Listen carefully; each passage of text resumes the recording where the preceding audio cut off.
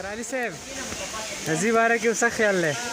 الحمدلله نن د اختر څلورمه ورځ ده زموږ د سپورټ سکاوټ شو په ګروپ کوم زموږ د ملګري چې وي هغه هلته کې راغلي دي او دا یو ډېر ښکلی ځای دی دا د بریکوټ نه یو سایډ ته پروت دی